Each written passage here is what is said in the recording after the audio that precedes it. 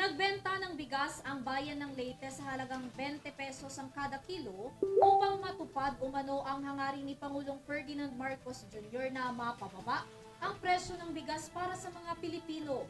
Narito si Catherine Landicho para sa detalye ng balita.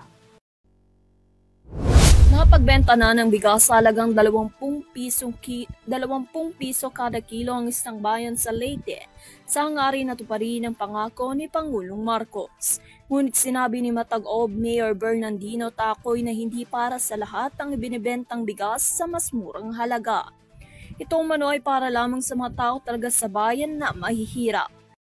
Ang Matag-Ob ang kauna-unahang munisipal benta ng bigas sa halagang 20 piso kada kilo.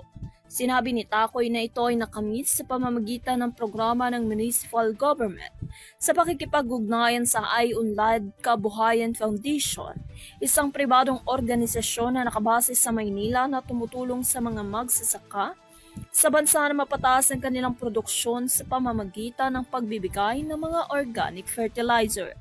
Noong May 8, ang pamahalaang munisipyo at ang I-Unlad Foundation ay nakapagbenta ng bigas sa halagang 20 piso kada kilo sa mahigit 1,500 na mahihirap na pamilya ng Matag-Ob mula sa 105 km na layo nito mula sa Tacloban City.